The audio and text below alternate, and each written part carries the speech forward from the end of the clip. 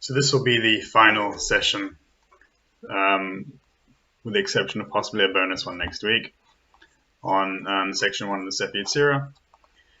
And as usual, we're going to start with some meditation. I'm going to guide this one.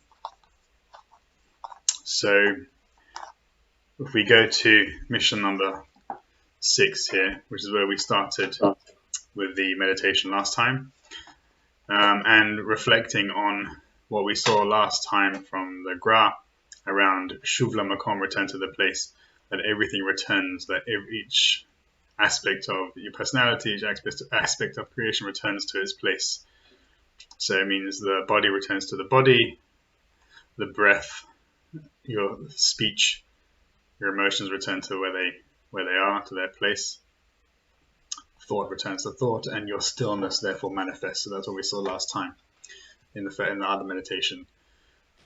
That when the vision of the Sefirot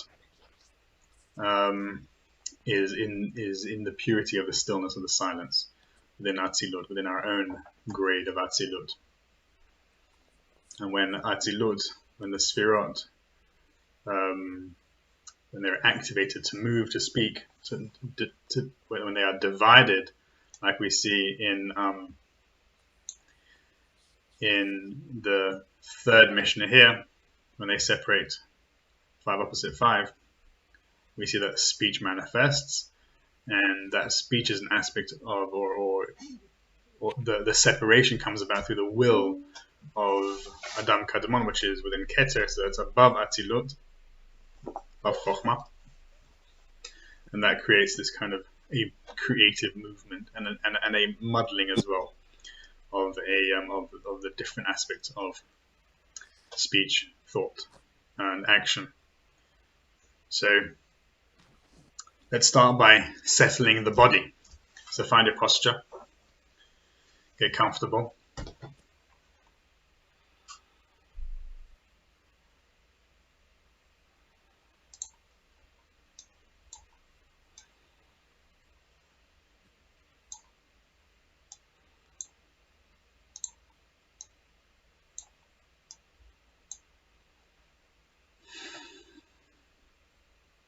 Allow the weight of the body to bring awareness to the weight of your body, the feeling of your body in the chair.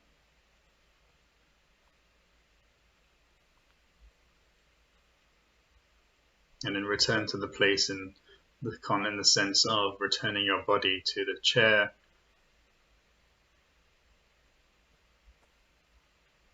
and relaxing your muscles.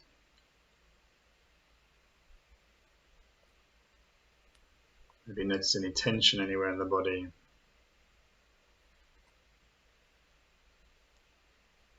In the face, in the neck or the shoulders,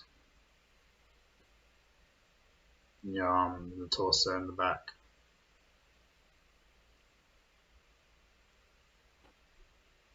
In the thighs, the legs, and even in your feet. Just relax all those areas.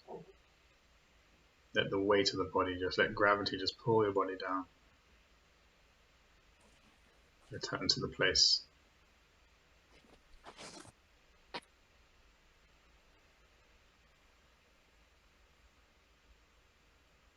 And you can allow the breath to return to the place also, which is a level up, which is the aspect of speech and breath and emotion, which is the Olam Dibur, Olam Yetzirah, universe of speech, universe of formation.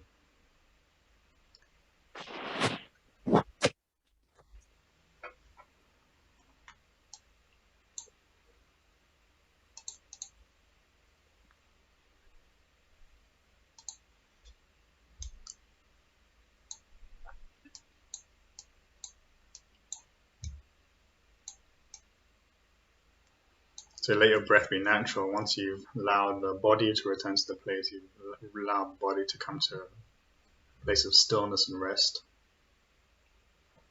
You see that the breath returns to stillness and rest also.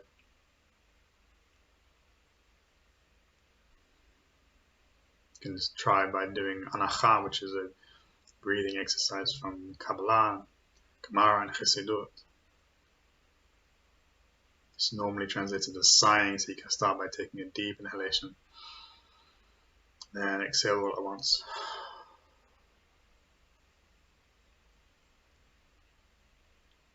Deep inhalation, exhale all at once. If your eyes are open, you can meditate with the eyes open, that's fine. It's good to keep you awake if you're sleepy. Otherwise, you can close your eyes.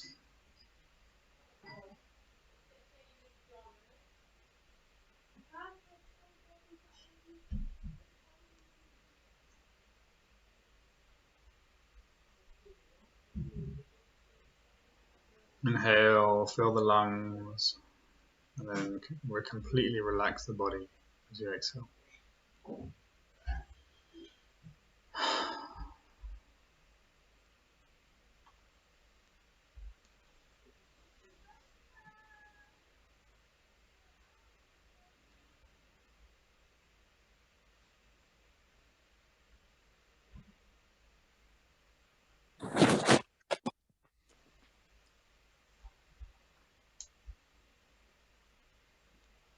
Now with thought, allow your mind to come to its own essence, which is, or return to its own place, which is awareness. When you remove the thoughts, you have awareness there. This is Bina consciousness, which is about being able to distinguish between one thing and another thing. That's how we saw previously, Bina Lavchin Ben Yom Ben Laila, which we say in the morning, Brachot, which has given wisdom, understanding, Bina, to the heart. So with Bina we can come to a detailed awareness of what's happening in our bodies.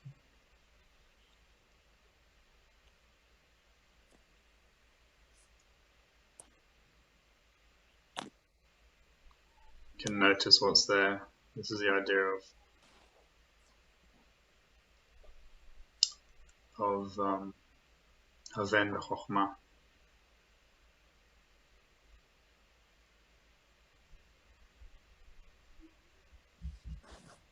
which is looking with an idea, which is looking in the details of what's happening in the physical. So that Bina was an aspect of Bereshit, which is the physical creation, the individual separateness. So we can look at all the separateness there. We can do so with Chochmah, which is with unity. So Haven Chochmah means to look at all the individual aspects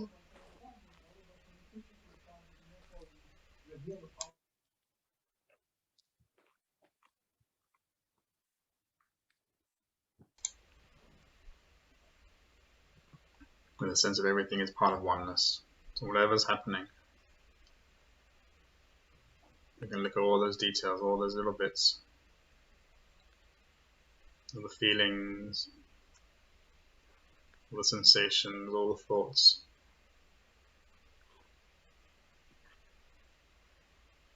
It's part of a greater oneness.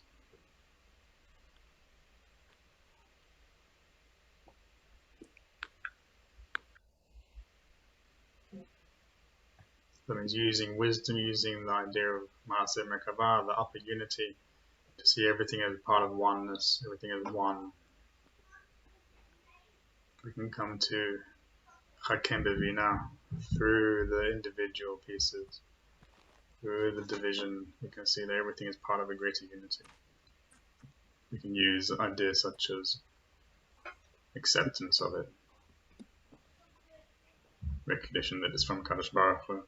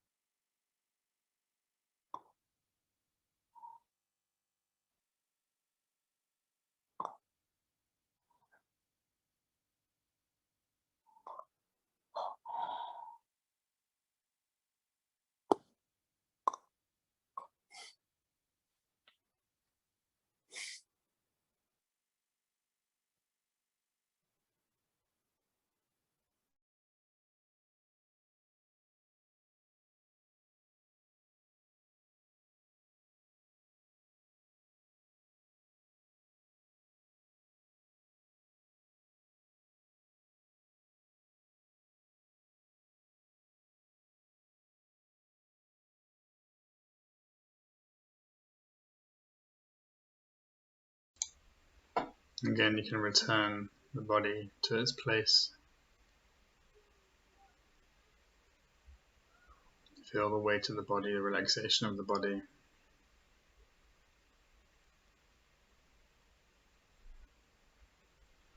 Return the breath to its place. Allow it to just empty out completely, naturally, spontaneously.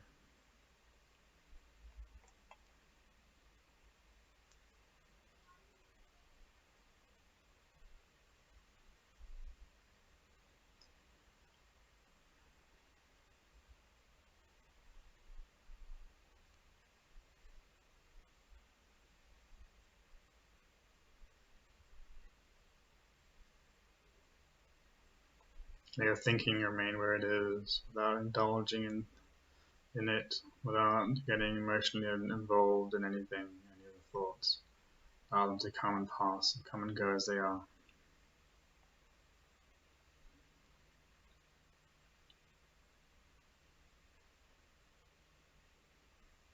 And behind thoughts is a stillness, silence.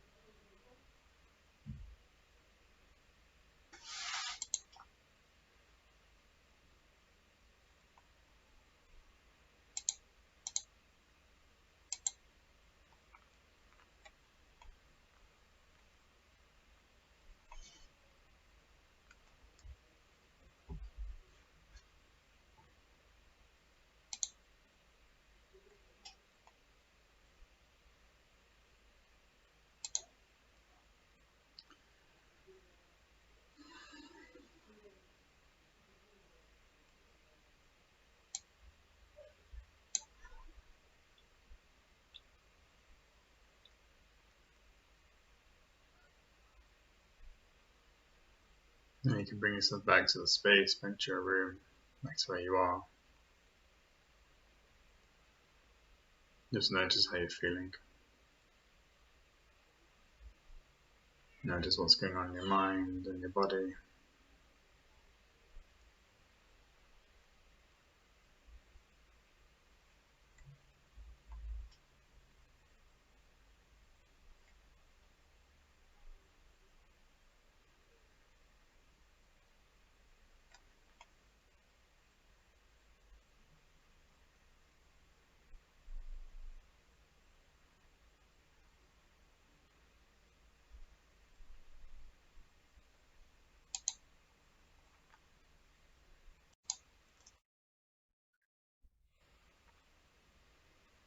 Okay, so now that we finished the meditation, we can start the session.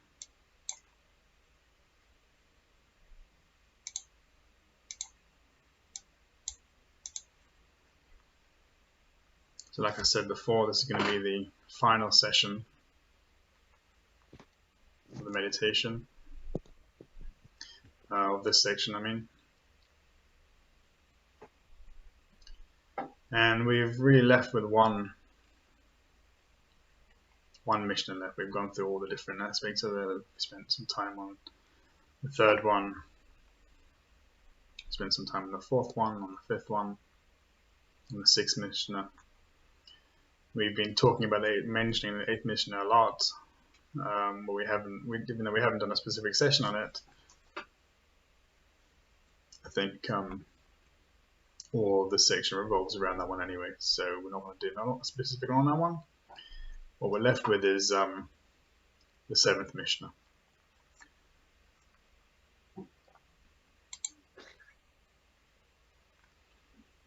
So just to recap and to really summarize what's been said up till now. So the past few sessions we've been dealing with the division of the Sefirot, through which so the division of the Sefirot is how they precipitate as the letters of speech. On the one hand, so that's how they manifest. That is a division. And then on the other hand, the unity of the Sefirot, which is how they appear in the prophetic vision, Sfiatan and Atzilut, the silent, ineffable experience, which is within Atzilut. These two aspects we've discussed as Maaseh Bereshit, opposite Maaseh Merkavah. Maaseh Bereshit is the 10 sayings of creation, 10 aspects of creation. How the Sefirot manifest through that, and also through the 10 commandments, which are connected with the 10 sayings of creation. This is also called the lower unity, which is versus the upper unity. And we saw how this is also the tree of knowledge versus what we finished on last week, which is where tshuva, which is shuv lamakom, returning to the place, which is the aspect of Maaseh Merkavah, which is the tree of life. And also what we discussed in Mishnah 4, which is the idea of Bina and Chochmah, understanding and wisdom. So the duality of these two opposing forces is what we've been exploring throughout the whole discussion of section 1. That's really been the entirety of it. So if we go into all of them in particular. So, for example, between Mishnahs 1 and Mishnahs 2. So Mishnah 1 talks about 32 paths of wisdom. So again, these are all paths together. And then Mishnah number 2 talks about how they divide into Eses Sefirot Blimat and Sefirot Blima, and the 22 letters of foundation, and how the letters of foundation divide. And then Mishnah number 3 talks about the division of the Sefirot as 5 opposite 5, with a singular covenant in between them. And we come back to Mishnah number 4. We saw Mishnah number 5 last week, how that expands upon and explains the divisions of 5 opposite 5. We saw how the vision of the Sefirot compares with their functionality, their tachlit, their extent, and we see how this thing revolves around or pivots on this idea of running into speaking, running into definitions, which is really what we've been doing up until now, and going and returning to the place behind speech, to the place of thought. And this is the idea of the covenant. We saw the covenant here in Mishnah number 4, and the covenant here in Mishnah number 8, and how the Brit, so I'm going to go on to the next one. So the Brit, yeah, bouncing in. Brit is the same gematria as Ratzav Hashav, which is also the gematria of Torah. So Torah, Brit, and Ratzav Hashav are all aspects of each other. It's running and returning. So that's really what we've been doing up until now. But what we have touched upon, so this is the duality between Maaseh Merkavah and Maaseh Bereshit, running and returning, speaking in silence. What we touched upon in Mishnah number 4 is the idea of the reconciliation of these two. So we saw right at the beginning how the Mishnah Chagiga, chapter 2, talks about it's called Endorshin, because we're not allowed to learn about these things. These are kind of hidden mysteries. So there's a restriction about who can learn. And if you want to know how we get bypass these restrictions, go and listen to that share there. But what we saw in mission number so what we saw in Chagiga chapter 2 is a third mystery, and that third mystery there is called Sitri Arayot, the mysteries of union. And there we saw how it manifests as as Keter and Dat, and how the movement between Chochmah and Bina creates something in between, which is Dat as it manifests in the lower world, and Dat Elyon, which is Keter, how it manifests there. And so we saw how this is the idea of the union, whereas Keter is the union, or the womb of both Chochmah, which is unity, and Bina, which is division. And this is what Rab Tzadok talks about as the great mystery of Torah. He says, Pele Atzum, he says, this massive, huge mystery. And actually, what I want to do is go into that one now and actually read his section and understand it from that. We haven't done this before. I think it's really, really good to really just go and delve right into it to see what he's talking about there. So I'm going to swap screens now, and we'll go and have a look.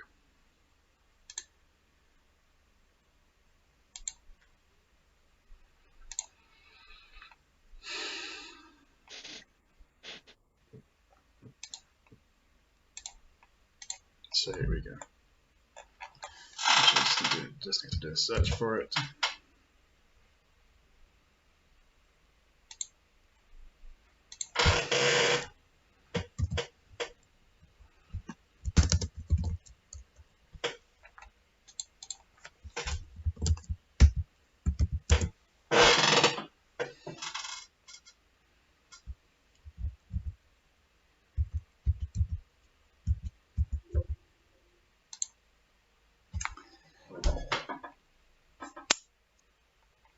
Okay.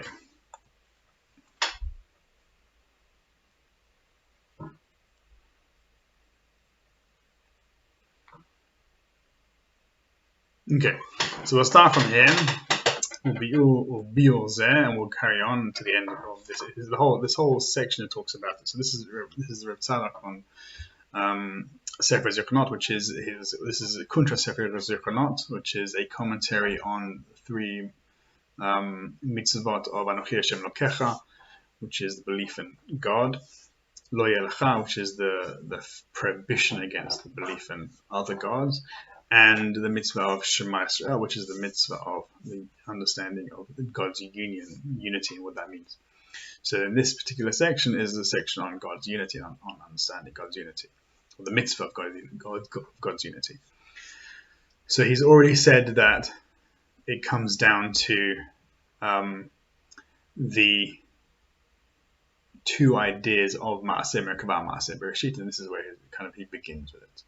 He comes to explain what is Maaseh Merkavah, what is Maaseh Bereshit. So he says from here, or bi'ur zeh, this explanation, ki Maaseh Merkavah hu ech Hashem yitbarach rokev al kol nivraim kulam gam achar shenivra ha'olam kekodem. He says that the mystery of the chariot is how God rides upon the created beings, all of them in total,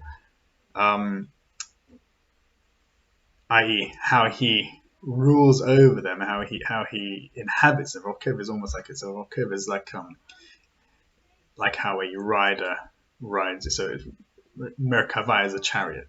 So Rokev is somebody who rides the chariot. So how if the universe is the chariot, how God then is the rider of the chariot, and therefore he's really in control of everything. So he's directing everything, all of our actions, all of the things that's going on in the world. So, but to the extent that he says that it is the same, so that God's providence extends to the same degree post-creation, after creative act, as it was before. It's exactly the same type of providence before as after. And what that means is, he'll carry on.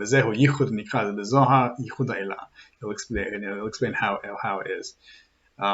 So he says this. First of all, he says that this union, this unity, is what the Zohar calls Yichud Ha'elah, upper unity. And actually, the Zohar there talks about it in the sense of referring to the Shema. So the Shema Yisrael talks about that's Yichud Ha'elah, that is the upper unity. So he says, "רוצה לומר מצד ההתעלות הכל לאלוקות גמור." He says, or ההתעלות.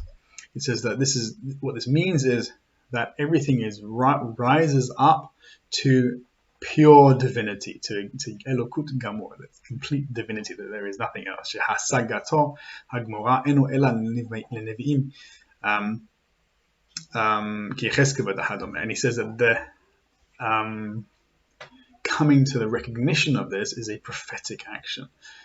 So even though we've been talking about it, why are we talking about it? If it's a prophetic action, because we think, again, I come from the school of Abulafi, who believes that a prophecy is a possibility now, and that we can train for it. But what he says here is that the acquisition, the complete acquisition, really, he says here, the complete acquisition is state or is there only for the prophets like Ezekiel, etc. And then this is the idea of the Maaseh Merkavah. So he's going to carry on later on and explain more about what Maaseh Merkavah is, but now he's moving on to Maaseh Bereshit. He says, he says, so Roland, you have a question? You want to? Oh, sorry. You can unmute and speak if you like. Thank you. Could you read it again in English inside? Which one? First two lines. So I can take it in. Right from the beginning, from Ki Maaseh Merkavah. Right. So he says he says Vilza, the explanation of what he's just spoken about. He says that because Maaseh Merkavah describes how God rides, as in riding a chariot, the creation, rides the created beings, really, Nivraim rather than creation. So he rides each one individually and in total, in the same manner before creation as he rides them following creation. And this is what the Zohar says, or refers to as upper unity. And that means that it's from the perspective of everything has been elevated to the level of complete divinity. So it's kind of the sense that there is only God. There is nothing else. Everything has the same value of that. And the acquisition of this understanding, of the complete acquisition of this understanding, is only available to beings like Ezekiel and other prophets. I'm quite interested in I'm very interested in the riding analogy, and the use of the root rachav. I think I've discussed this with you before, but it's very interesting that the Rabbi Nachman speaks about the thoughts. The normal mind is horses, and the chariot is like the seichel, which is whatever reflection of divinity. It's a very interesting one to explore in that context as well. So he says the seichel is the divinity, the rider. And what is the? So what you said? What was the? It's like the normal mind, the thoughts and the Yetzirah. These are horses. Yeah. And they need to be. You need the correct rider, which is refined intellect, connected to right. So interesting. I mean, for sure, this is all connected. Also, by the way, it's also in Savat Harivash, this metaphor. Right. Yes. You need the right rider, i.e. Hashem. Yes. But it's very interesting to see this, because it's like, if you got the rider, when it's the rider in control with a capital R, it's like everything is it's all the same. If the rider's in control, everything is the unity. Right, yeah, it might be good to do a comparison of it actually at some point, just to have a look to see whether the rider actually is referring to God or referring to a higher being or a higher self or the neshama or something along those lines.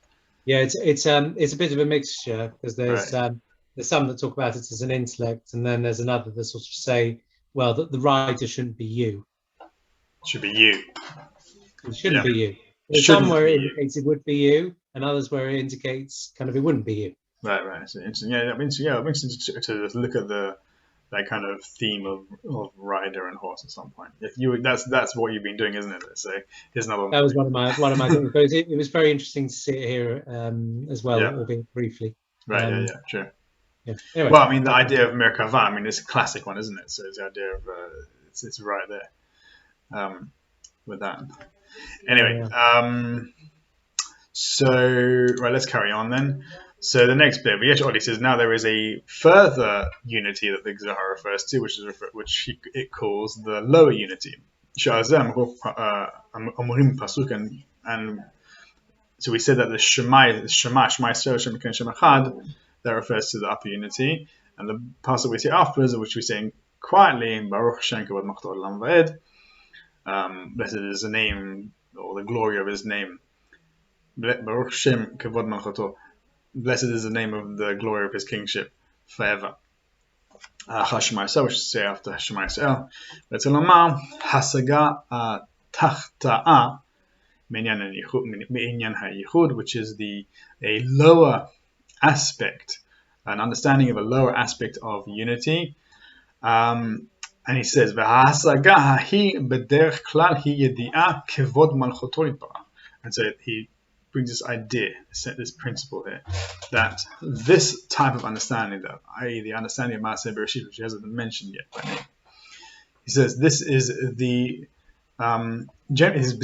is generally the knowledge of God's glory, kevod malchoto, the yedi'at kevod malchoto, the understanding, knowledge of God's glory. Hanoch, ki kavod malchut hi sheyeh lo avadim tachta. What that means is that the glory of kings, glory of kingship, is that he should have servants below him, or subjects. Ki en melech b'lo am, and here he brings Pirkei Rabbi Eliezer, which says there is no king without a nation. V'zeu sibat habri'ah kul'ah litgalot kevod malchoto. And he says this is the purpose of creation, to reveal the glory of his kingship, of God's kingship. So just like we say, just like the Pirkei Rabbi Eliezer says that there is no king without a nation, so that is a reason for. So therefore, creation is the establishment of God as king, and therefore the revelation of the glory of his kingdom. So therefore, here's the essence of it: that they should be independent, separate beings who can come to recognize God's presence, God's existence. And so later on, in different sections, Rav Tzadok says that the function of Maaseh Bereshit, or really the creation of the universe, or within that, Maaseh Bereshit gives rise to the possibility for mitzvot, which only makes sense when there is an independent being other than God to carry them out. And whereas within Maaseh Merkava, really there is no sense of mitzvah, because there is no independence, everything is one with God. But that he says that in a different location. Well, he says that in this talk, in this sefer, but in a different location. So he carries on the next paragraph. This is the principle of God's, that which is a quotation, God's glory fills the universe. So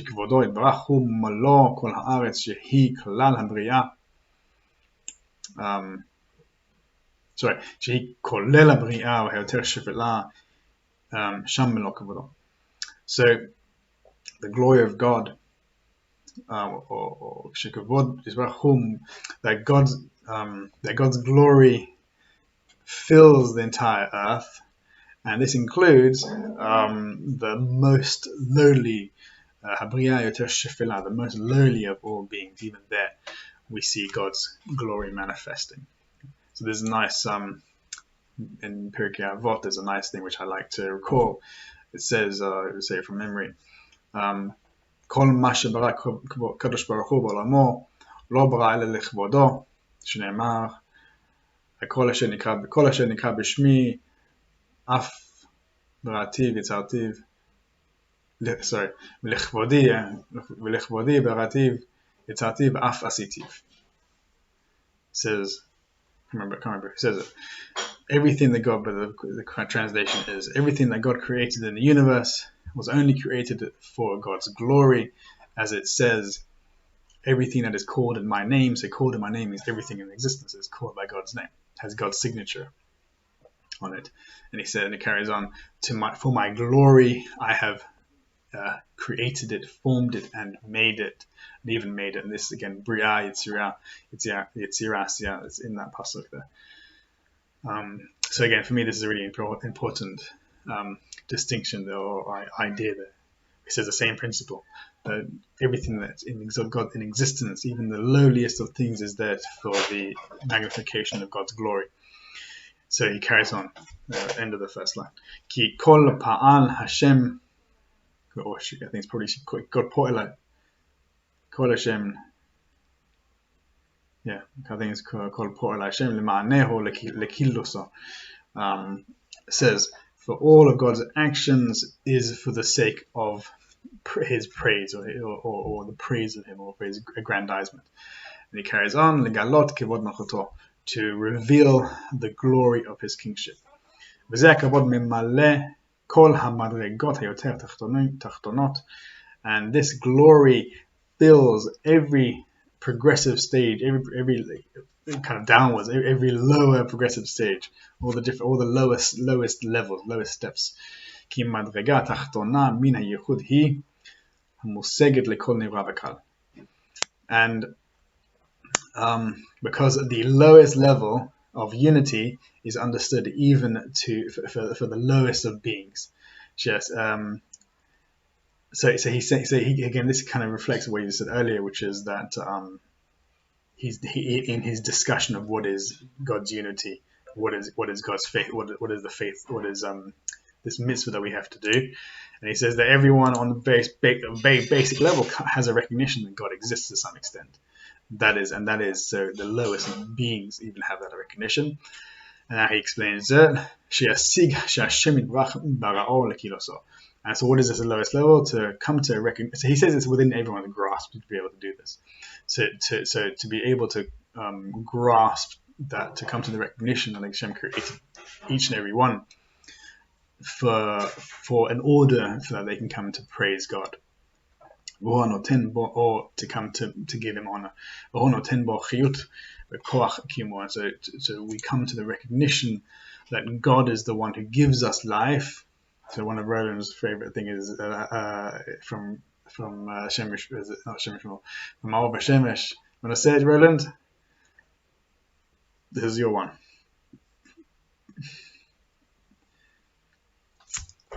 Yeah, Shai. Are you not able to talk? 1 second. That's right. Yeah, go on. Can't even remember what the introduction was. It's to do with it's in Deuteronomy, talking about you'll follow the mitzvahs in his path and not deviate. For he is your life and length of days. Yeah, but that's not the one I was thinking about there. I was thinking about one from Arba Shemesh. So it isn't the impression it's of him true. You mean Alochayani, yeah. Yeah, you are connected to the Creator, and one day, if you're enlightened enough, you'll realize who I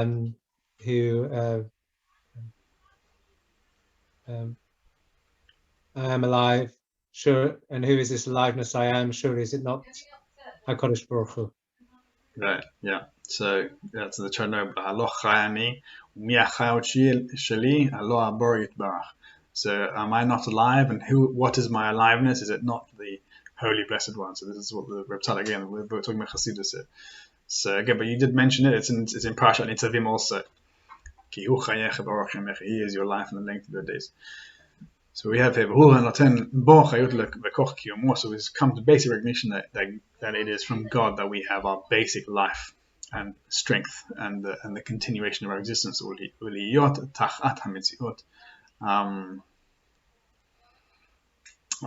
that's it. And that we are, I'm not sure what you're referring to here. Or we are under his, we are dependent on his existence. This is which is how the Rambam understands it. That God's existence means that we are dependent on his existence. That is one of the beliefs of one of the aspects of the belief in God is that God gives, through his existence, give existence to other things, to other beings. And then he carries on. This is the general, this is the principle of Maaseh Bereshit,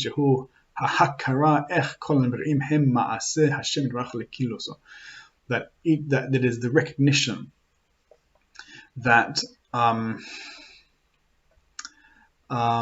each and every created being is the handiwork of God, to give him praise. Now I think I'm just saying that correctly. I believe so. Maybe you can correct me if I'm wrong. So this is a quotation from Mishnah. So the kavod melachim, the glory of kings, is to investigate the thing. So that, and this is the aspect of the mitzvah. Shadavar ze mitzvah al kol echad lechkor bazeh ulitbonen ad makom she'adom magat. So he says this is the mitzvah of Yichud Hashem, of Shema Yisrael. So that each and every one of us has to where he says the extent of your reach, you have to investigate, to contemplate, and to investigate the meaning of God's providence and God's glory in the world, which is incumbent on each and every one of us. So this is where he brings the mitzvah. So he extrapolates from. So that a lot of this thing is based. A lot of this discussion, dialogue on the unity of God comes from a series of psukim in Devarim. One second, let me just find out where it is. We're going to read it. We'll read it in a minute also.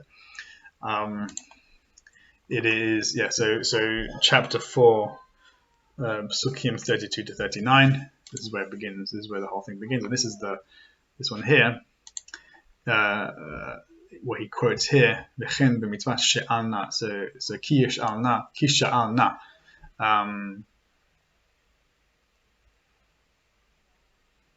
In fact, I think it's probably useful because he brings out the pasuk here. Right. So let's have a look at this psukim and try to and see how he extracts the mitzvah to that. Because there are two mitzvah. There's one mitzvah here. There's one extended mitzvah. It begins with Maaseh Bereshit and ends with Maaseh Merkavah. Right. Let's do it then. So I'm gonna open up stop sharing this one and I'll start sharing the other one.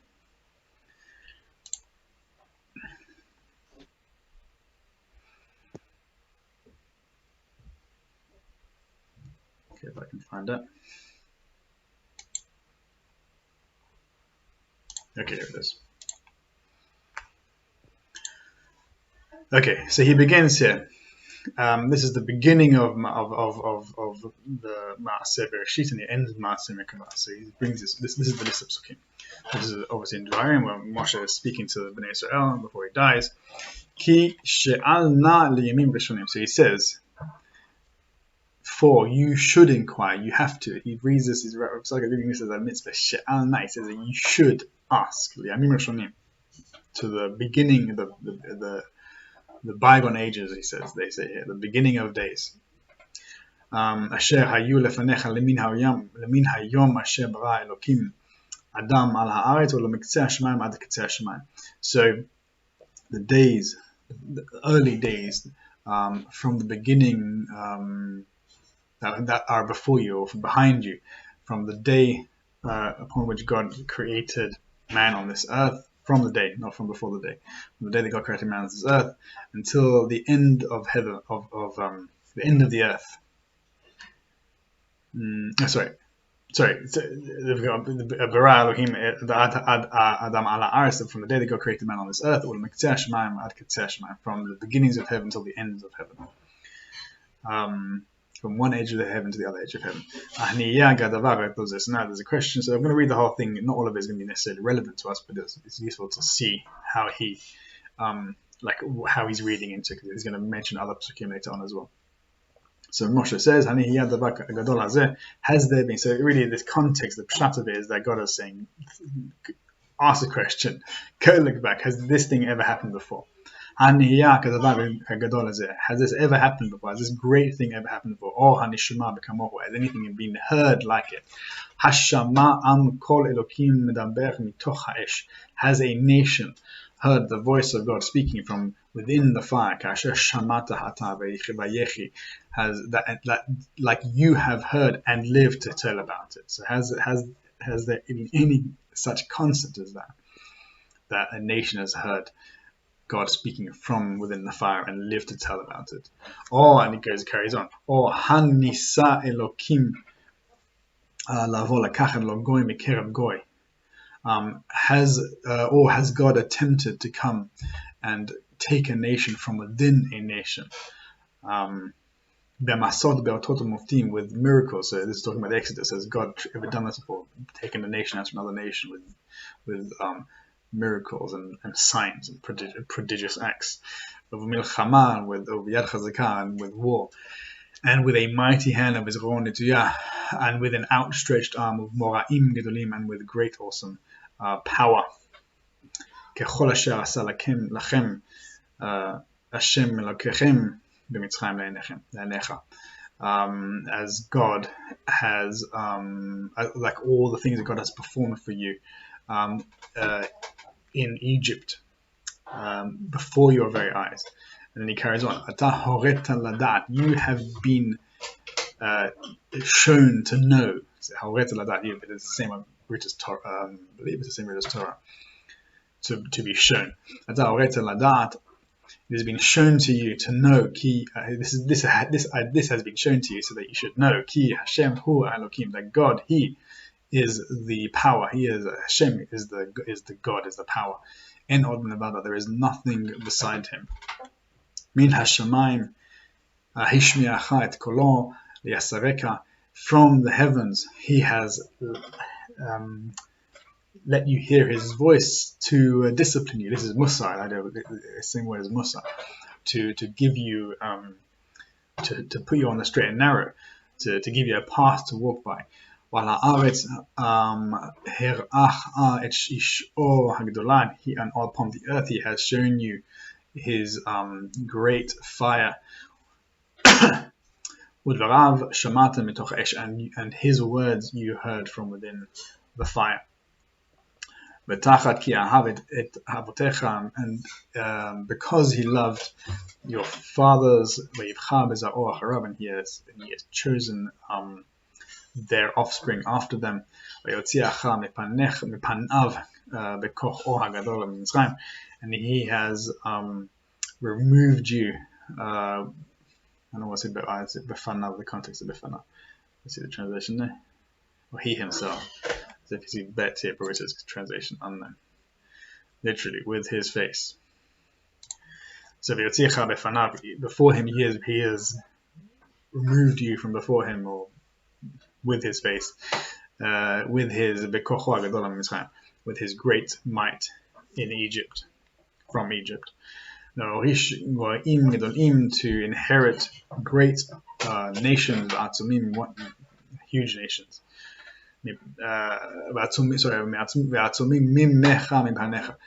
Sorry, they're greater than you. They're great nations, and they are more numerous than you. And you have inherited them from before you, right in front of you, from them. to bring you to their land, to that land, and to bestow upon you and to give you their land as an inheritance, kayom, as today. So this last pasuk, because the last one he quotes, the last of the section, and for him,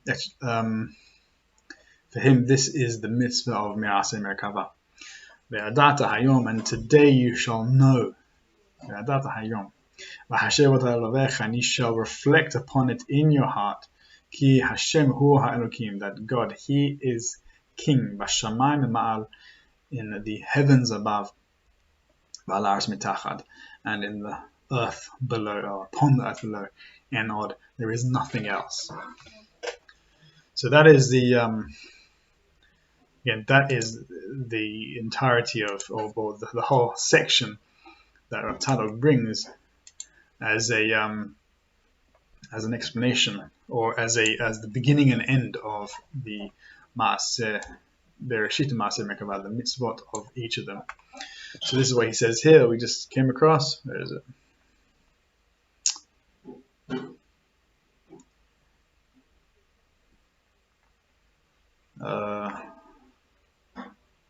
Okay, v'chen b'mitzvah sha'alna. So this mitzvah sha'alna, and also mitzvah sha'alna, which is the mitzvah of ki she'alna, because you should ask now about the days of the past. You should find out about the days before you, which is Maaseh, which is the very Rishonim, the Yamim Rishonim, it says, I think, days from before, which is Maaseh Bereshit, is the same word.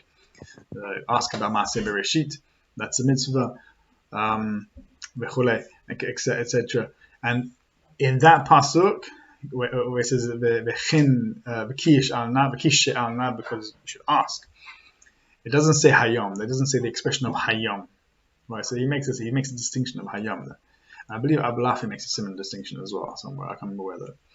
So he says, and the reason why he doesn't say hayom is shemizvata b'chol adam, because every single individual is obligated in it.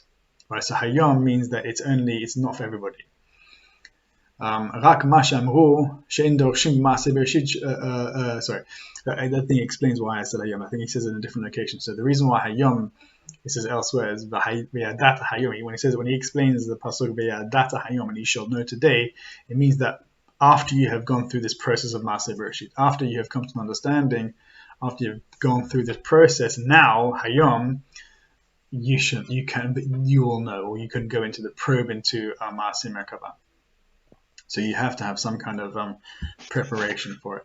So, yeah, well, we can ask questions about that in a minute, but let's just carry on. So he says, Rak ma she'amru. So what is the prohibition we saw in Masechet Chagiga, which he brings here, that you're not allowed to learn Maaseh Bereshit b'shnayim. So he says, so you shouldn't teach Maaseh Bereshit to two people. I can only teach it to one person. You're not allowed to have this give and take, this kind of like this dialogue or this discussion, debate around it. It's more of a meditation, a contemplation. I guess maybe that's what he means in some ways. It's not a group activity. This says you're not allowed to have this masa v'matan berabim. So you're not allowed to go through this whole discussion about it. It's not a topic of debate. Because of this, you can go into forbidden questions, which is what we saw right at the beginning of Mala Mala. What is above? We saw this thing within the Radzin of Gershon, Hanoch, Lainer about this. That we're not allowed to go into those probes. What is above? What is below? I'm not going to go into it right now. It's right there at the beginning. So Hamavi'im, that discussion brings Hamavi'im lidei kfirut Rahman al-Litzah, and those questions bring us to kfirut, to heresy, heaven forbid. But this probing, so he's giving you a heter. So even if people kind of coming along and saying that it's forbidden to do these things, but what he's saying is that it's a mitzvah for everybody, every single individual, to come and learn Maaseh Bereshit, to learn Kabbalah basically. And he said, and this contemplation, again, that's why I think it's useful, this word contemplation, because it's not for a public debate that you can come to that you can ask these questions. It's a personal experience. So he says, he says, this contemplation, this reflection is essential, it's really important for the Torah, because the totality of the Torah is towards this acquisition of God's unity.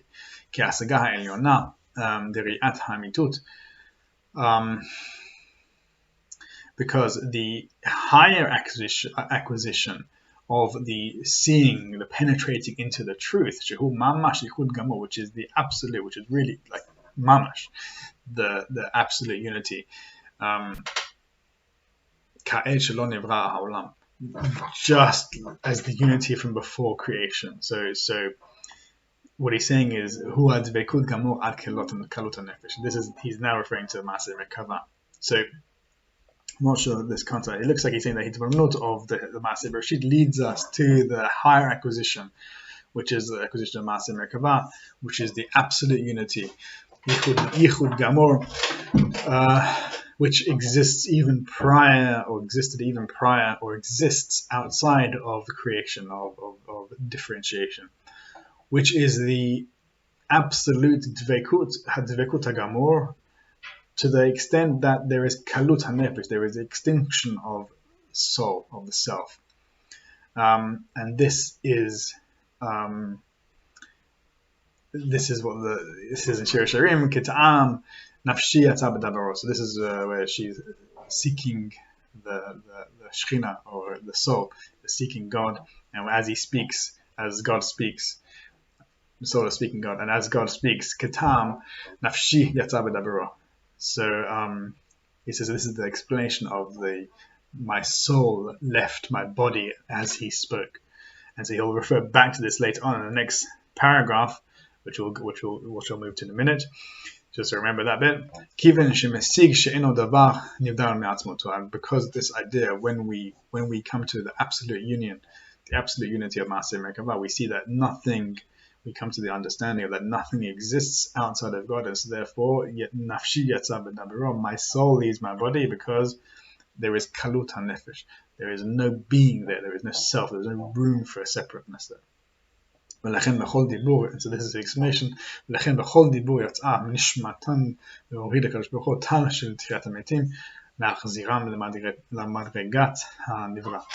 So he says, therefore, this is referring to a Agada Tanj in Gemara, which says that when God spoke the 10 commandments to the people, with each dibur that he said, with every speech he said, they died. Their souls left their body, and God had to revive them, and he had to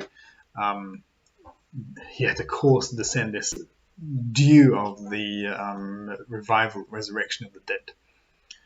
And in order to return these people to the level of being, because what it means that their souls left their body means that they ceased being separate.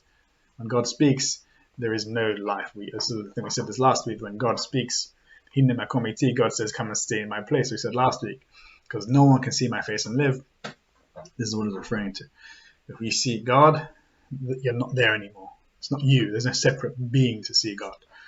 So again, this is the absolute mila of this thing. So of Maaseh Merkava.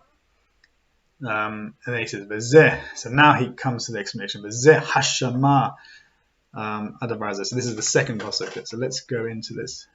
Bring that back up. What I'm going to do is stop sharing this, and I'm going to start sharing just generally, so I can put them both simultaneously up. Okay.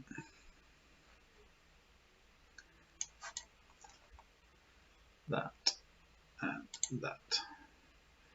Right. So, V'zeh, he says here, V'zeh hashama.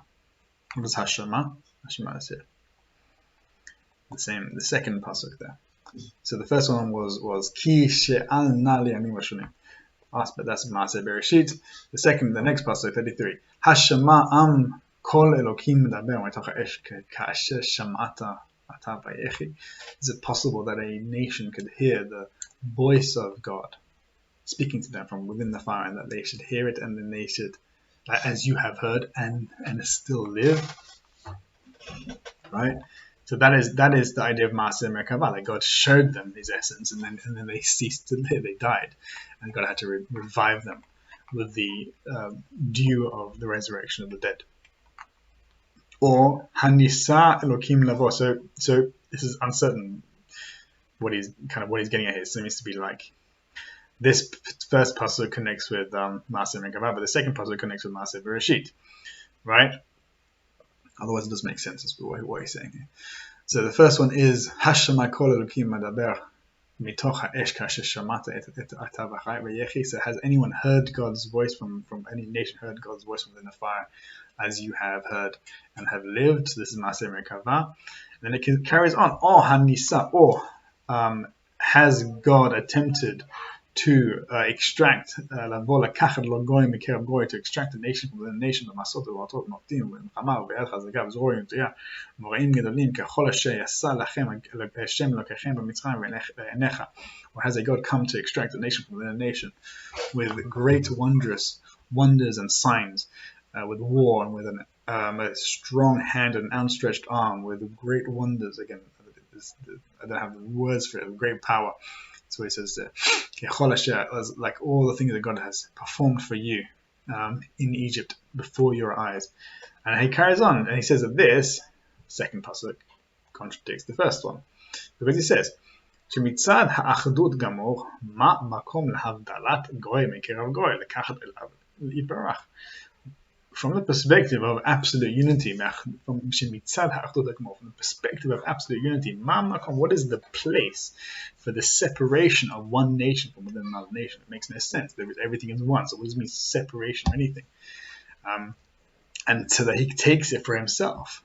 So all of this, the second pasuk, all of this is from the aspect of kavod machoto, from the what did he say earlier on? In Melech B'Lo'am, there is no king without a nation. So this second pasuk is all about this extraction of one nation from another nation. Is an aspect of Maaseh Bereshit, which is Kavod Machoto, Buach Hakira b'Maaseh Bereshit, and this is the investigation of the Maaseh Bereshit. And he says with these two psukim, Vazeh Yasigu. This is what I said right at the beginning, or earlier on. And from these juxtaposition of these two mitzvot here and these two psukim, they will come to understand the great wonder, the huge, massive wonder, mystery of the Torah that is in within the Torah. Which the Torah unifies Maaseh Bereshit and Maaseh Merkavah together, which are contradictions, they're opposites. Because we know the Maaseh Bereshit existed already from before Matan Torah. And Abraham Avinu began this process. He comes to an understanding of God. Okay, Rena, thank you. I just see the message. See you. And who asa Sefer Yetzirah, and this is where I said that Rav Tzadok sees Sefer Yetzirah as a book on Maaseh Bereshit. So he says that Abraham created the book of Maaseh, or authored the book of Sefer Yetzirah, Shehu Chochmat Maaseh Bereshit, which is the wisdom of Maaseh Bereshit, as Rashi interpreted in the Nusach of the En Yaakov. But he says, but the Torah, but the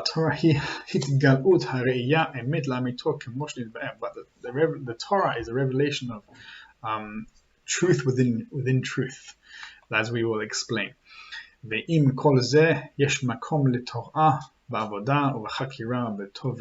within that, there is room for Torah, for service, and for choice between good and evil, for free will. And he says, "V'zeh be'emet pele atzum," and he says, this is indeed a great wonder. Has there been such a great thing? Again, this is a quotation of the Pasuk. Has there been such a great thing? Has that a people can have this massive revelation of Maaseh Merkavah, of God's absolute unity, where there is no room for other created beings, and it requires death of a person, or the metaphorical death of a person.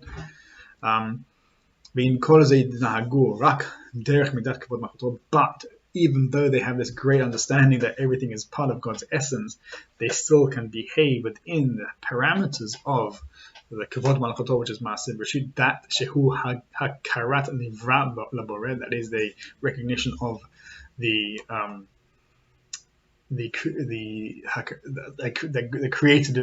created being recognizes the creator. And what's interesting here is the Hakarat, and this is manifested a few times, Hakara. But here it's quite clear that Hakara is a permutation of Haketer. So karet here, there's actually karet here, which is brit, to form a covenant, and also karet, which is cut off. Hakarat as well here means to recognize, but actually it's keter as well, in a different order.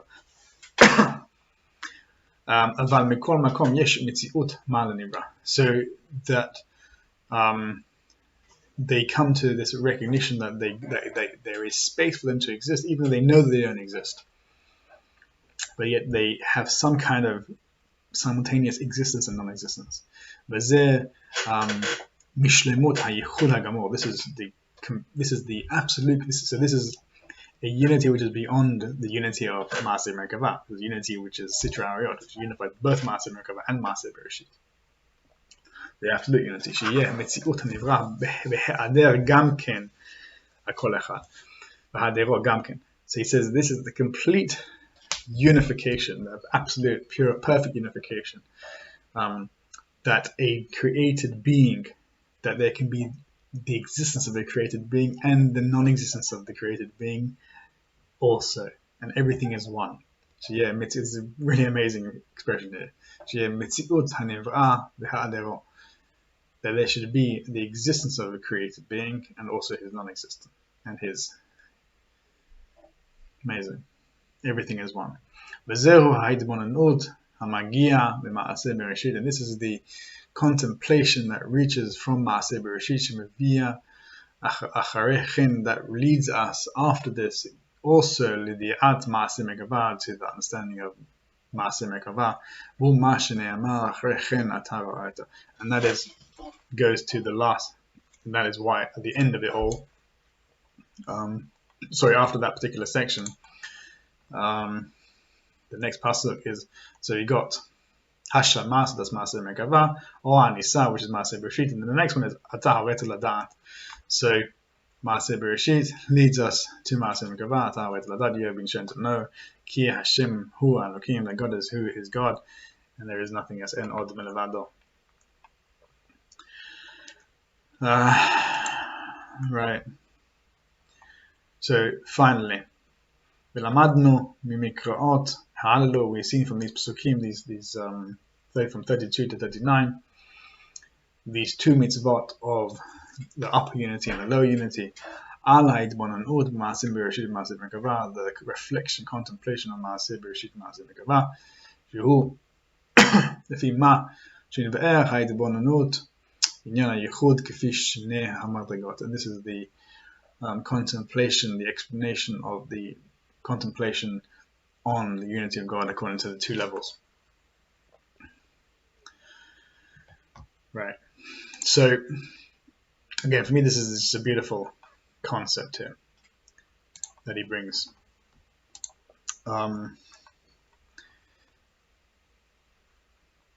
That we clearly see here. That's why I think this section from Tzadok is just essential reading for anybody who's interested in this stuff. It's not available on the Safari, so that's why I'm looking at it from the Bar Ilan project. If you can get hold of it, I would definitely. It's very short. I'd recommend reading and learning it. He's very meduyak, they're very precise in his understanding. They're really kind of convincing in his argument. Right. So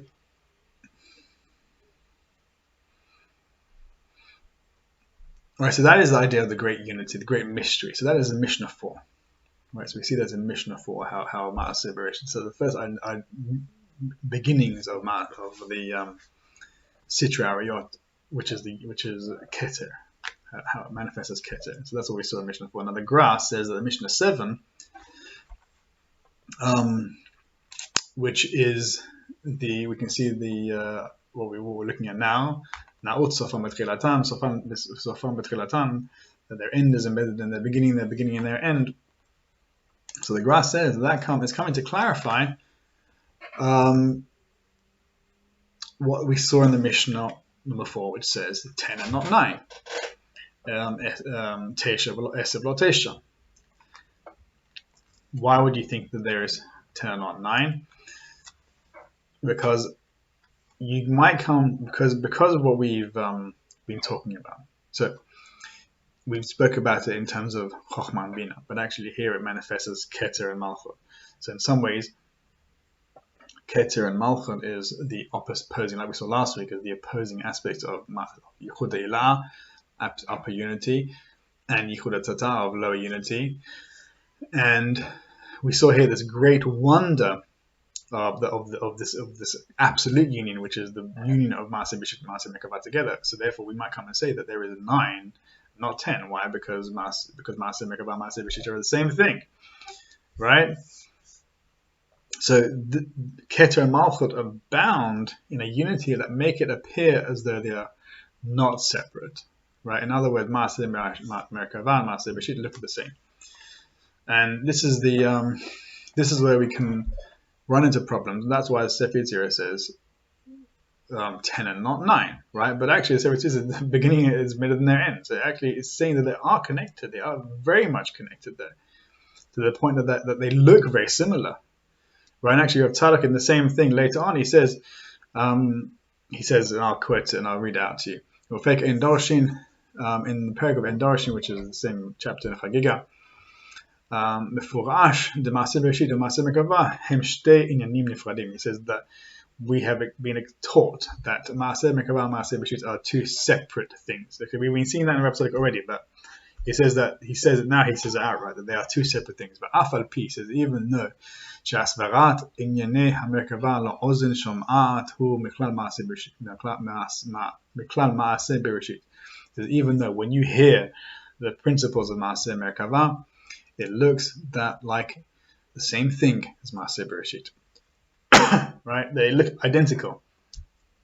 There's no difference between them, and this is kind of the mistake of Korach. This is the mistake of Acher also that Rav Tzadok brings, right? So he says that there is a way of looking at it. And again, this Mishnah in Sefer Yetzirah says that when you go to the absolute of one aspect, you'll see that the other one is there already. Right now, their end is embedded in their beginning, and their beginning in their end. So it looks like one unity, right? But actually, they are separate ones. But why? What is the Sefer Yetzirah referring to now? So, in order to understand this, I want to go into a contemporary of Rav Tzadok, and this is the third Ishbitzer Rebbe, who was called the Radzin Rebbe, because they moved to Radzin. And we'll read it in English, and we'll go over the whole section.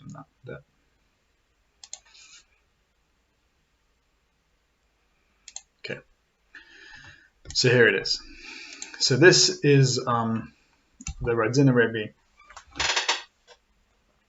his introduction to his father's book, because he published the first volume of Beit Yaakov, which is his father's book on Bereshit. And so he included within it a book he called Hakdama B'Pticha, introduction and an entrance to the Beit Yaakov, which was then given the title we can see up here, Sha'ar Emunah V'Yesod HaChasidut, the gate of faith and the foundation of Chasidut. So there are two sections. The beginning one is called Yesod HaChasidut, the foundation of Chasidut, which he goes through the explanation, the lineage, and the development of Hasidic ideas. And in the second section, he talks about faith and what is aspects of faith. And so this is one of those aspects. So here, I'm going to read the English because it's quite long, and he actually has some good notes here. This particular section here is a summary from the editors of the edited printed book, and this commentary here I believe is by Bezalel Edwards, who also translated the first translation of the Me'er Shilach, which is the first Rebbe of Radzin, Ishbitzer Radzin, and the teacher of Rav Tzadok also. So there's all from the same. We have Rav Tzadok and Rav Gershon Hanoch Lainer, who is this author of Sha'ar Menavi Yesod HaChasidut. They're from the same Bet HaMidrash, from the same. So they have the same teaching basically. Right. So let's read it. Ben Zoma. This is the topic of this chapter, which they call chapter 6. Is Ben Zoma gazing between the upper and lower waters. So last week I mentioned that the upper waters and the lower waters are again synonyms for Maaseh Merkavah, Maaseh Bereshit, the upper unity and the lower unity. So in the previous chapters, the author discussed the difference between two perspectives, ours and God. Ours, which is Maaseh Bereshit, and God's, which is Maaseh Merkavah, or above and below, the miraculous and the mundane. The difference between these viewpoints is alluded to the Torah's verses concerning the division of the upper and lower waters, the outset of creation. So this is the verses are referred to in the next chapter, in which the author discusses the failed mystical experience of the Talmudic sage Ben Zoma and its relationship to Adam's sin in the garden, as well as the nature of the tree of knowledge of good and evil, and Korach's rebellion against Moses. So we see this tree of knowledge of good and evil makes an appearance there. We saw about Adam's sin last week, connected to it. So he says both Ben Zoma and Adam posited an unbridgeable gap between heaven and earth, which may, explain why Adam believed he wasn't able to do tshuva, which is why God sent him out of the garden to think about it. So while Rav Gershon Hanoch admits that a gap does exist in order to allow human beings free will to serve God, that is the essential principle of one of the foundational ideas within the school of Ishbitzer Radzin. But he says it is only a temporary measure, and it is certainly not unbridgeable. So most of this is not actually a translation, most of this is just notes from the translator. He says, in the future, when human perception will be redeemed and transformed, we will see that there never was a gap in creation,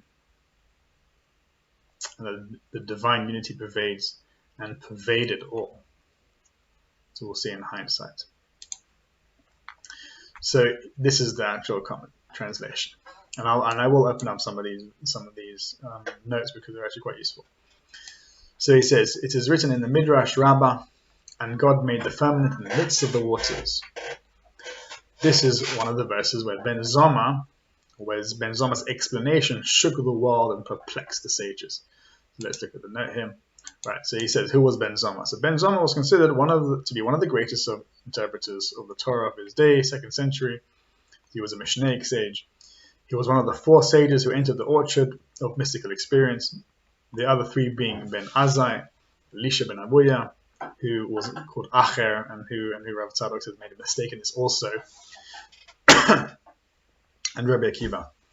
Due to the intense nature of the experience, Ben Zoma went mad, Ben Azai died, and Elisha ben Abuya became a heretic and was subsequently known as Acher, or Ava. So we saw Rav Tzadok warns us against doing things improperly, and therefore coming to Kfira. So only Rabbi Akiva entered and departed in peace. So what he brings here is the entire episode in the Gemara, which is actually important for us to read and understand. The following passage from the tractate Chagiga, again, we're going back to Chagiga all the time, describes the incident. Our rabbis taught once Rabbi Yeshua ben Hananiah was standing on a step on the Temple Mount, and Ben Zoma saw him and did not stand up before him. So Rabbi Yeshua said to him, "What are you contemplating, Ben Zoma?" Okay, thank you, Ken. See you. I'll carry on for whoever wants to watch on YouTube. What he contemplated, Ben Zoma, he replied. So Ben Zoma replied, I was gazing between the upper and the lower waters, and there is only 3 finger breadths between them, for it is said, and the Spirit of God hovered over the face of the waters like a dove which hovers over her young without touching them. Thereupon, Rabbi Yeshua said to his students, Ben Zoma is still outside. Ben Zoma adayin mebachutz. Ben Zoma is still outside. See now, when was it that the Spirit of God hovered over the face of the water? So we see that he made a mistake when it was. It's not explicit there.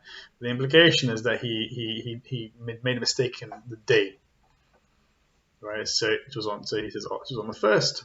So it was on the first day of creation. Oh, right. See, that's the reason why. So God, he makes this juxtaposition between the division of the upper and lower waters and God's Spirit hovering above the waters.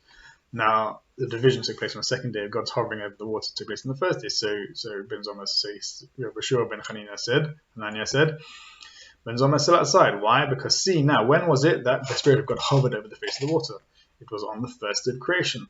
But the division took place on the second day. It was written, let it divide the waters from the waters.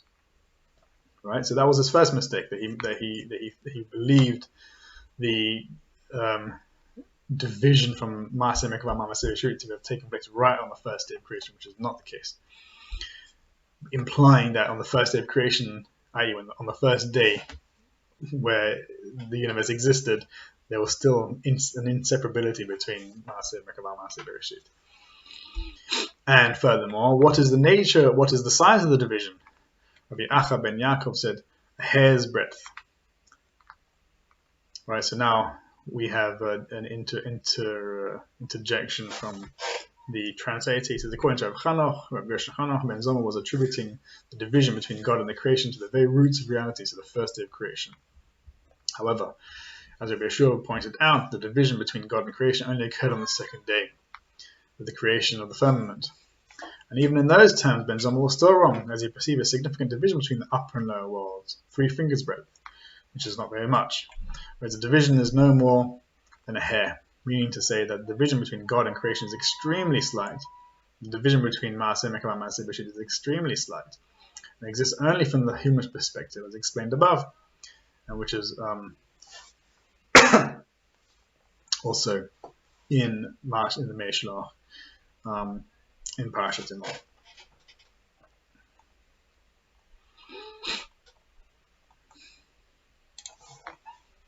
So let's carry on. Wasn't the creation of the firmament already included in the statement? The heavens were created with God's word and the spirit of his breath, all their hosts. This is what Rav Gershon is asking here. So the translator. So verse 6 in the first chapter of Genesis says, and God said, let there be a firmament. Verse 7 says, and God made the firmament. The Psalm teaches us the heavens were created with God's word, meaning God's word created the universe immediately. Thus, if the firmament was already created in the verse 6, why then in verse 7 does it say God made the firmament? To Ben Zoma, this implied a division between God and his action. So we said that. So we know that God speaking, as we've been learning in Sefer Yetzirah, God's speech is manifest nature. So why is there a division between God's speaking and God's action? But we know that speaking occurs in Sefer Yetzirah, first there, and Ma'aseh, action is Olam Asiyah. So again, we can see it, we can answer it from there.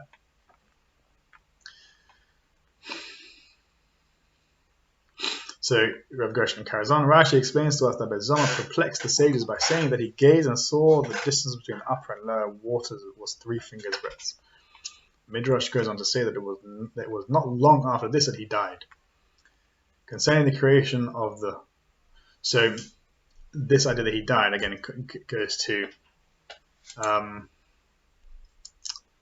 what the commentator sees here. Right, so down below here, he says that one of the 4 that entered we saw that he was one of the 4 that entered Paradise. Now, according to the Yerushalmi here, Ben Zoma was one who died, and Ben Azza was one who went mad.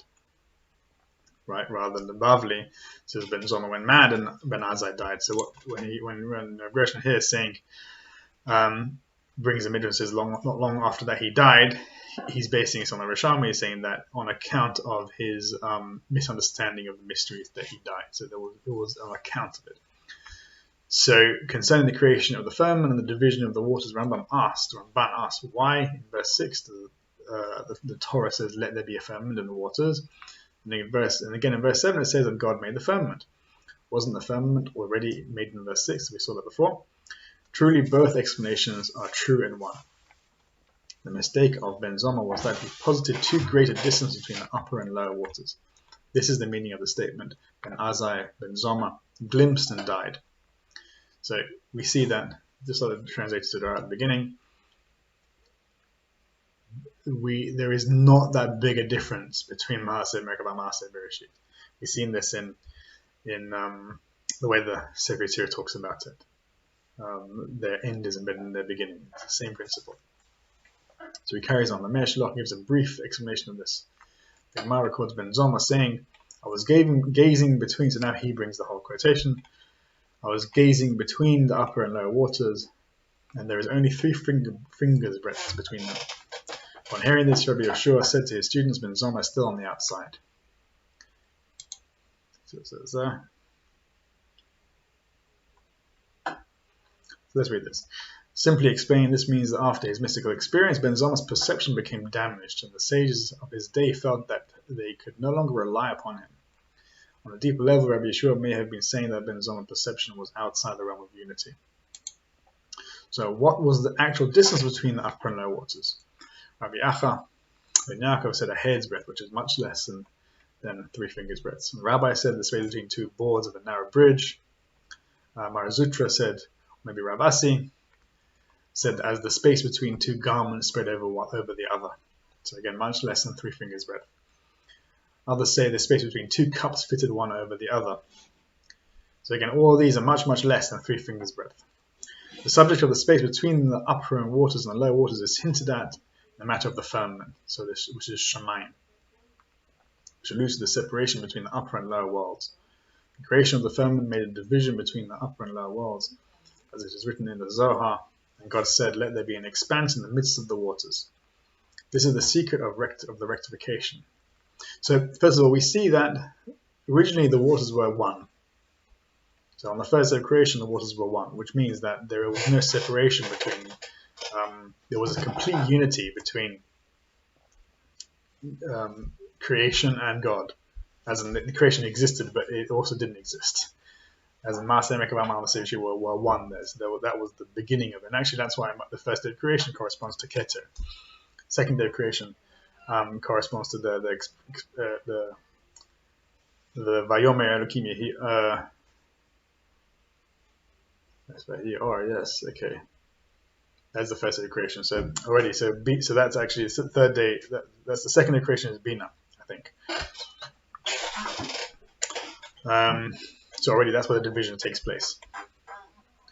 Again, even before then, there was still within Keter and Chochmah there was still aspects of unity there with the Keter, but before Bina comes into existence, there is an absolute unity there between Maaseh Bereshit and Maaseh Merkavah. So let's just carry on just to finish it off. This is the secret of the rectification, specifically of the separation between the upper and lower waters, and the secret of the left conflict that is arrayed above. What does it mean there? So okay, this brings nothing relevant there, which arises and does not descend, and which exists on a straight path. So this is all a quotation from the Zohar. And this is the dispute between Shammai and Hillel. See if this is anything relevant here. Okay, so he explains it, meaning a conflict exists in this world similar to the conflict above, the division between heaven and earth, which is why it's conflict within Shammai, arrayed above. This is a Talmudic debate. And what is the conflict below? This is the Talmudic debate between Shammai and Hillel, or really Bet Shammai and Bet Hillel, which is called a machloket l'shem Shammai, a machloket for the sake of heaven, machloket l'shem Shammai, dispute for the sake of heaven, which is ultimately resolved, which is what it says in Pirkei Avot. or something like that. In the end, this can be rectified. Right? Again, that's why it's L'Shem Shamayim. So there's the connection between the heaven and earth. Between the heaven, the same machloket there. So just as the division between heaven and earth will ultimately be reconciled, just as the division between heaven and earth will ultimately be reconciled. So eventually, Beit Shammai Behir will be reconciled because it's Machlok L'Shem Shamayim, just like in the Shamayim, if heaven and earth will be reconciled. So the waters, upper waters and the lower waters. The opposite is the conflict of Korach, which was Machlok Shelo L'Shem Shamayim, not for the sake of heaven. That's what not endure. And it is also similar to the false division perceived by Ben Zoma. So why is that relevant? He's going to carry on bringing ideas from Korach here. So and which is this the shape part? This is the dispute of Shammai and Hillel. It's the same dispute there. There God separated between the two and reconciled them. Since this was a conflict for the sake of heaven, the heavens mediated the conflict, and because of this, it endures. This is akin to the creation of the world. Korach, in his dispute with Moshe, went against the work of creation. So the work of creation is not in conflict with Maaseh Merkavah. So even though it looks like it's in conflict, because Maaseh Merkavah says there is no created being, Maaseh Bereshit says there is a created being. So even though it looks like it's contradictory, it's actually not contradictory. There is a unification there, which is the Sitra Ariyot, which unifies those two things, and which is Keter.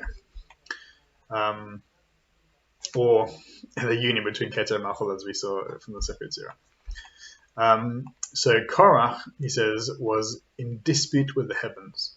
He wanted to contradict the words of Torah. In his dispute, he was certainly cleaving to hell, and hell clove to him. So Korach wanted to deny creation. He wanted to say that there is no Maaseh Bereshit. That's why he talks about the garment which is completely tchelet. There is absolutely, does a garment which is complete tchelet require a mitzvah? So he was arguing with the conception of mitzvahs. Is a mitzvah required? If I know completely that God exists completely everywhere, why do I need to put mitzvahs on or put tchelet on my tzitzit to indicate that? So he's arguing with the principle of Maaseh Bereshit. And this is a machlokes shelo l'shem shamayim because it destroys heaven, it destroys the whole principle of creation. So this is the secret. This secret is written in the book of Adam. The reason for the separation between the upper and lower realms is in order to give man the ability to serve God. So service, God wants us to have the ability to serve Him from a place of darkness. The division creates darkness and a divine concealment, of the divine presence. Man can then serve God through the power of his own free choice. So this is the central principle within Radzin and within Judaism, that there needs to be free choice. This was mentioned in Tikkun Zohar. It's also mentioned in the Zohar. Man only serves God from amidst darkness. There is no concept of service without the concept of darkness. What Rab Tzadok says else in different places, that in order for there to be mitzvahs, there needs to be division or separation, which means there needs to be darkness. There needs to be a sense that God is not here. And now we can work to see that God is here. Let's see what he says here. God's worship is not complete until it arises out of man's free will. But in order for man, I guess of course we should say man, to have free will, he cannot be aware of God's presence. A level of darkness, concealment, or division between the upper and lower worlds must exist. Again, this is where the Bina comes in. Therefore, God created the tree of doubt, which is the tree of knowledge of good and evil. So we've seen before, on that tree of knowledge of good and evil is a division between the spheres and creates language and existence. Let's see what he says here. The tree of knowledge of good and evil represents the consciousness that perceives a separation between heaven and earth. When this is used to bring man closer to God, it is called a controversy for the sake of heaven. So when we use the tree of knowledge to bring about, to aid us in our service, then it is called Machlokes L'Shem Shamayim. However, when the dualistic perception is taken to its most negative extreme, it possesses an unbridgeable gap, which is the root of all irreconcilable controversies, which are not for the sake of heaven. And this is what the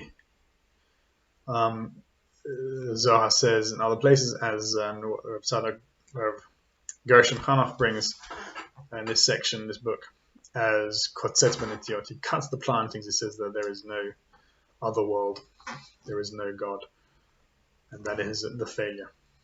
Or he says, or he's Kofer Beika, which means he denies this existence, this worldly existence. But I think this is what, in this context, what he's referring to is that there is that we reach such a level of darkness that we cannot perceive God to exist at all, so we deny it completely. In this way we can serve, so he carries on, in this way we can serve God out of this very uncertainty. This is, as it is said, light is only that which comes out of darkness. I think that's the correct. There is no dark except that which comes from darkness. When this side is subdued, the Holy One, blessed be He, ascends above and His glory is magnified.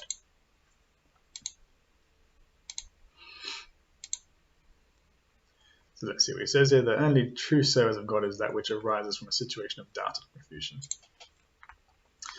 And Gershon carries on, indeed, from the downward evolutions and concatenations of the branches of the tree of doubt, there eventually arises the phenomenon of the dispute which is not for the sake of heaven, like the dispute of Korah.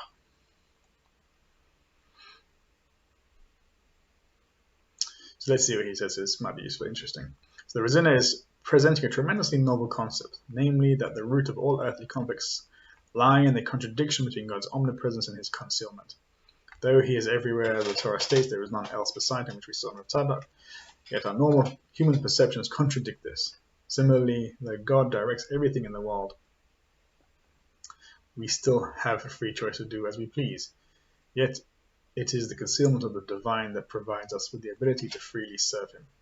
As Zohar says, the heavens mediated this conflict and thus it endures. It means that only through God's illumination can the human mind grasp the reconciliation of these paradoxes.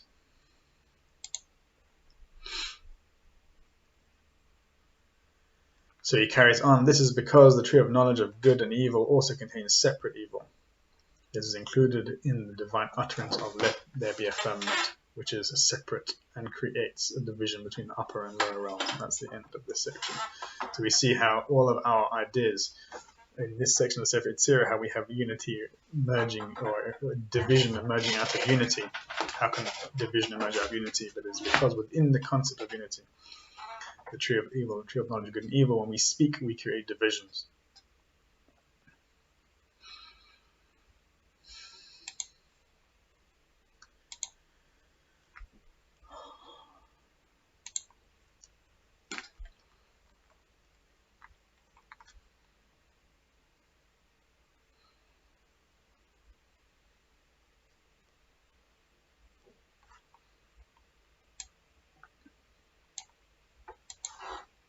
So we see that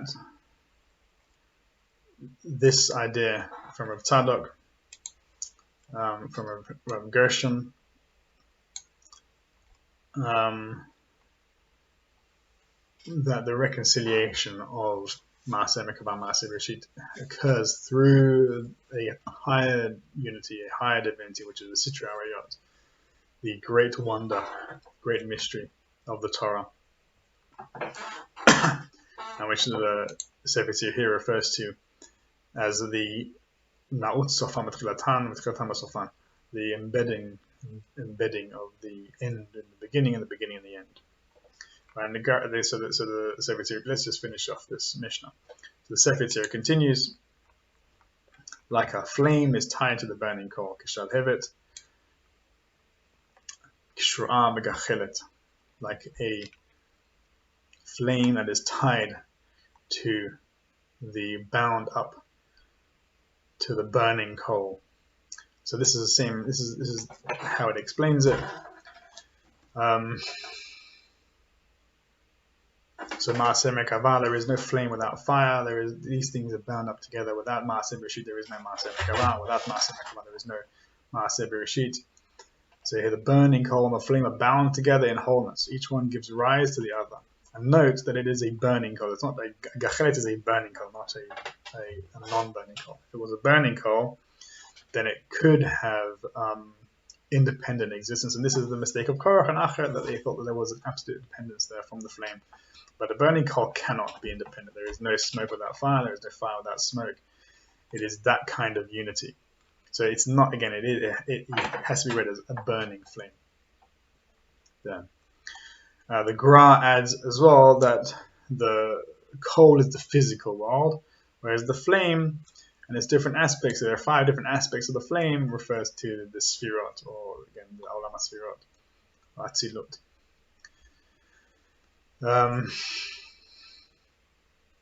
And the Sefer Yetzirah continues, for the master, Sha'adon Yachid ve'en lo sheni. For the master is singular, and he has no second. This is what we've been saying in the Rav Tzadok. So this all is about this. I.e., remember, don't forget that this is a mitzvah of Yichud Hashem. All of this is the mitzvah of Yichud Hashem. Even the low unity is a mitzvah of Yichud Hashem. Right?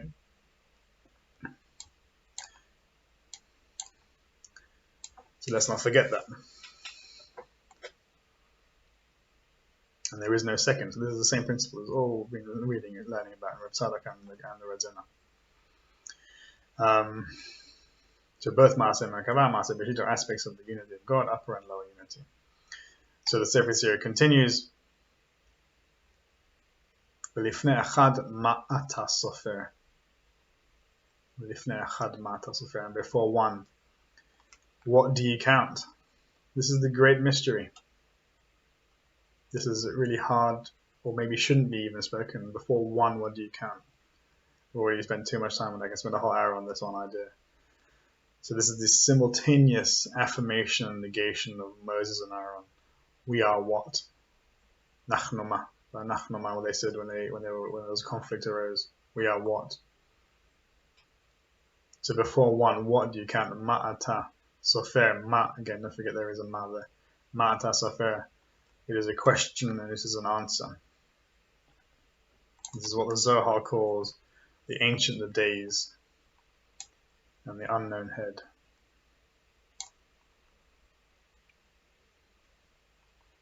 So that brings us to the end of it, but I want to just conclude with a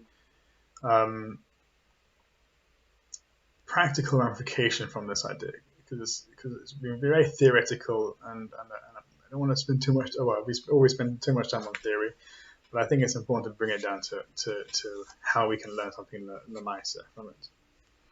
So this mishnah, when it says about the embeddedness of the beginning and the end. So this is exactly what we read in liturgy and Kabbalat Shabbat, Sof Ma'asev Machshavat Tchila. The end, the final action, exists already in the first thought. This is being called beginner's mind. In the beginning, what defines the beginning is clarity of understanding and vision. Right, so when we begin to do something, there is a clarity there. There should be a clarity there, right? If the beginning is dull and obscure, this type of beginning has no end. It doesn't manifest anywhere. The only beginning which culminates in something concrete is a beginning where we know exactly where is the mark. We know we can see the target.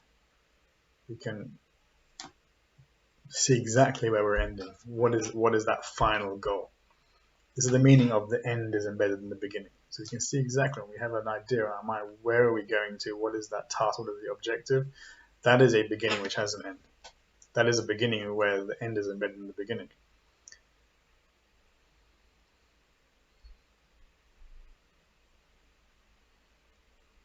And conversely, the end is the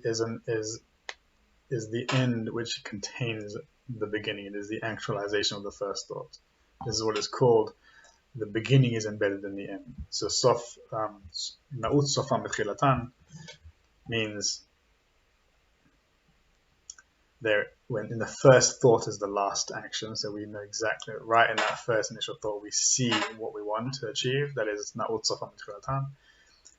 And tchilatan b'sofan means once we have fulfilled that last action, Makiva Patish, as we learn in Hanoch Shabbat, that final action is the actualization of the end, and that is Na'utz Sofan B'Tchilatan. This is the union. This is called the union of aspiration and realization. So when we want to do something, you have to have a clear understanding of what it is. And once you have that clear understanding, all you'll have to do, especially in this particular context, is hold on to that aspiration, and then the realization will manifest immediately. When we hold on to that aspiration as the path, and the meditation is the same as the aspiration, then we have fulfilled the union of the aspiration, the practice, and the realization. Everything is one in that sense. And this is the meditation of Maaseh Mekavah, Maaseh Bereshit. Especially Maaseh Mekavah, that when we actualize what it means to be silent as silence, we can see it there. Okay, so hopefully next week we'll do a bonus one, and we'll look at the Bet Yaakov on this idea of silence, and that'll finish our section 1. Again, this has just been an introduction to section 1 because it's a very deep concept, and it's likely that a lot of these concepts have just gone out of understanding of what it is. So it is a preliminary view of it, and the reason why we're looking at it is unfortunately because this is what the Sefer Yetzirah brings right at the beginning. And then we'll be able to go into Maaseh Bereshit proper, and then maybe make our way back to this, to return to the place. Okay, so have a good night.